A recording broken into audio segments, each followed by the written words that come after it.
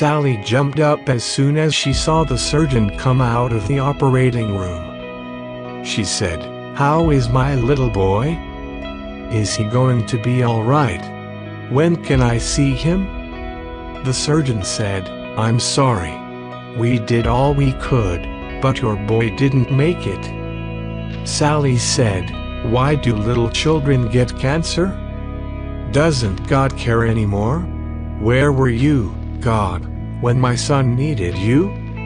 The surgeon asked, "Would you like some time alone with your son? One of the nurses will be out in a few minutes before he's transported to the university." Sally asked the nurse to stay with her while she said goodbye to her son. She ran her fingers lovingly through his thick red curly hair. "Would you like a lock of his hair?" the nurse asked. Sally nodded yes. The nurse cut a lock of the boy's hair, put it in a plastic bag, and handed it to Sally. The mother said it was Jimmy's idea to donate his body to the university for study. He said it might help somebody else. I said no at first, but Jimmy said, "Mom, I won't be using it after I die. Maybe it will help some other little boys spend one more day with his mom." She went on, "My Jimmy had a heart of gold. Always thinking of someone else. Always wanting to help others if he could." Sally walked out of Children's Mercy Hospital for the last time, after spending most of the last 6 months there. She put the bag with Jimmy's belongings on the seat beside her in the car. The drive home was difficult. It was even harder to enter the empty house. She carried Jimmy's belongings and the plastic bag with the lock of his hair to her son's room. She started placing the model cars and other personal things back in his room exactly where he had always kept them. She lay down across his bed and, hugging his pillow, cried herself to sleep. It was around midnight when Sally awoke. Laying beside her on the bed was a folded letter. The letter said, "Dear Mom, I know you're going to miss me, but don't think that I will ever forget you, or stop loving you, just 'cause I'm not around to say I love you. I will always love you, Mom, even more with each day. Someday we will see each other again. Until then, if you want to adopt a little boy so you won't be so lonely, that's okay with me. He can have my room and old stuff to play with.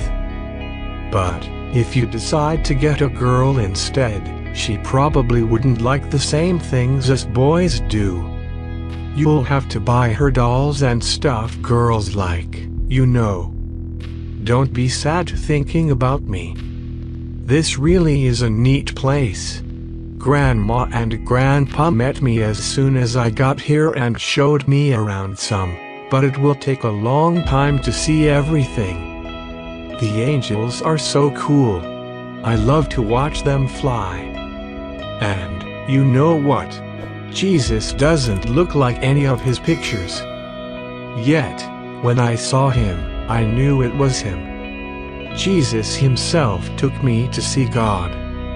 And guess what, Mom?